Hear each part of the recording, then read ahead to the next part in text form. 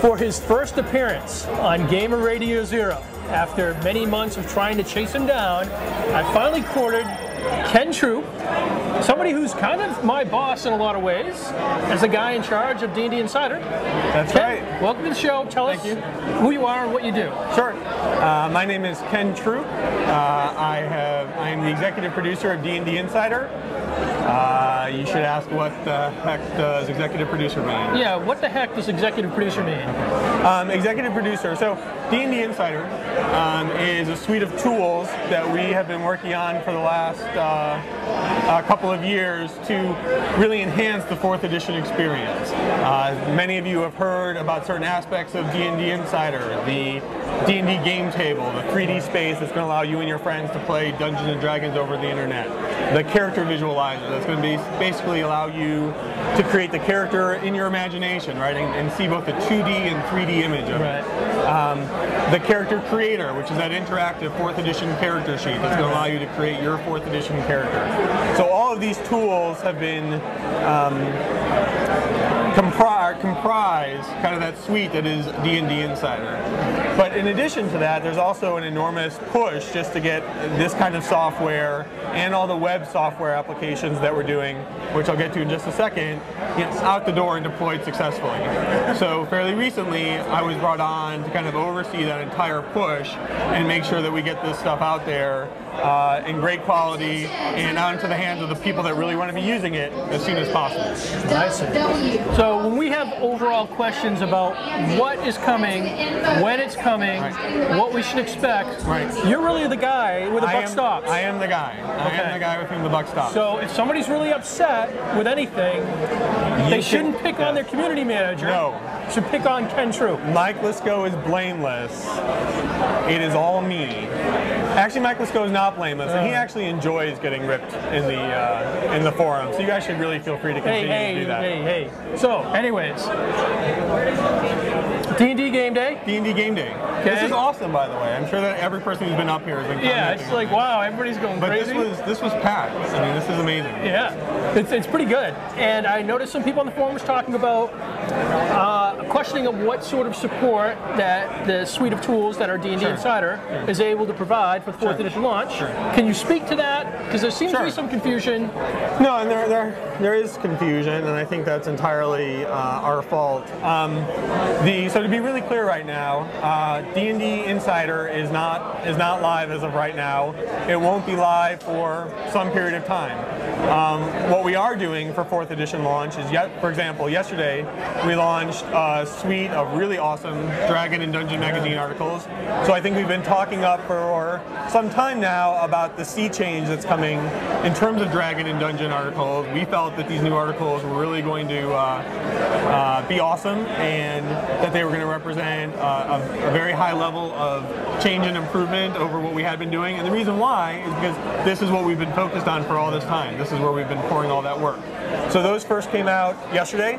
We'd love to, in the forums and an email, get what the community and what the audience is thinking about those. That's the main thing we're doing. We also very shortly are going to be putting up the D&D Online Compendium. So the Compendium is an online web database that basically has every single thing that we ever do for 4th edition, right? So right now it's the Player's Handbook.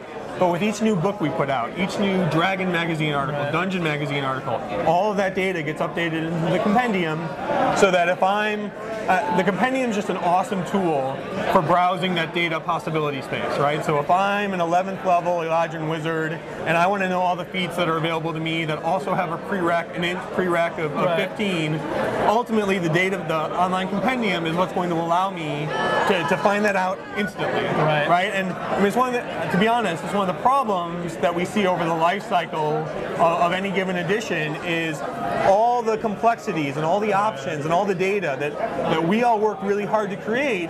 That's really wonderful, but for gamers who want to know, like, what's my best path? What is that possibility space? Having to comb through 15 books at a time.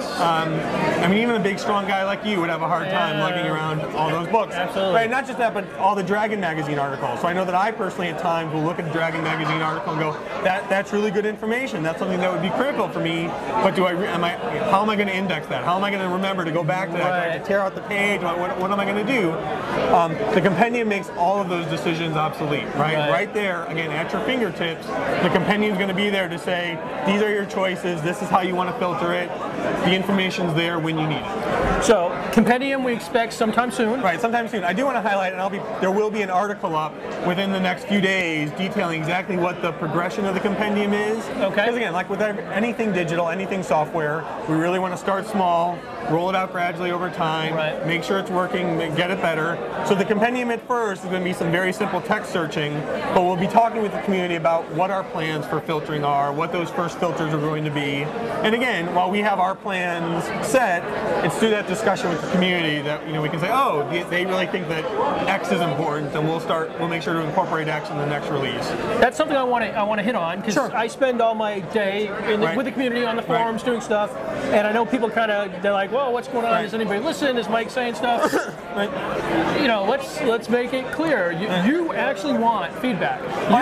You've tasked me to go out, talk to people, find out what they want, and bring that back.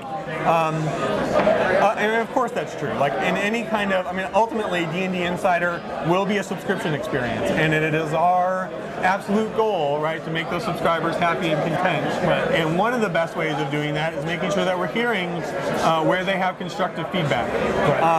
This is probably pointless, but I do want to highlight that it really is important that it's constructive feedback, right? That as we put out stuff, and as the audience wants to judge that content on its merits or on its flaws and say this is what's working, this isn't, we're really receptive to that feedback. Yes, we read everything, but you've been doing this for many, many years. I've been doing this for many, many years. After a while, you kind of develop a certain shield against feedback that's just meant to vent. And by the way, I'm not saying don't vent. Please go ahead and vent. And venting's important. Venting's important. We understand it. But in terms of if you really do want to make a difference, right? It's constructive feedback about what we're actually doing, how you'd like to see changes to that, and if you feel like we missed the boat, let us know that we missed the boat, and then we're going to gauge, what's the best path for D&DI over the future. And one thing that I think is interesting, and I don't know that people really understand, especially the regulars in the community leaders that have these points. I do a weekly report that I send around to a group of people that Ken has asked me to send them out to, saying this is what people are talking about, this is what they're looking for, and all of you guys, you get to know who the posters are, and we talk about them. It's like collectible trading cards, where we're like, we know who the people are out there, and we really value their opinion, and it's like we're reading it. So don't think you're just kind of talking to the void. Absolutely. So again, Mike does read through all these forum threads. He is writing weekly reports in terms of this is what people are saying. Here are the links. There's a whole process there, which might be a good a video one day of you working through the process. I'm sure that would be a riveting video to 7 people. Yeah, people generally don't watch videos that have me, but okay. Really? Yeah, I don't know what I'd watch videos. So, thank you. Yes, that feedback is super important. It's not always something that we can always respond to, and in fact, one of the things where we probably haven't done as good of a job, because again, we've all been kind of heads down trying to get this thing out the door. There's a lot of moving parts here, but again, that feedback is critical. We do read it. We don't always agree, we're not always going to act on it, but it is that kind of conversation, and I guess what Mike and I are committed to over these next several months is making that more of a conversation, getting more stuff that we're putting out there for you guys to read and react to, and that then we can discuss those points. So excellent. So if in 5 months or so, you guys don't feel that's happened, that's something you absolutely can bash me over the head with. Probably both of us, but Ken first, then me, right? Ken True, executive producer. Yes. D&D Insider. Yes. Thanks for coming on GRZ. Hey, my pleasure. And you're my boss, so I know. Put in a good job. word, Good right? job. Thanks.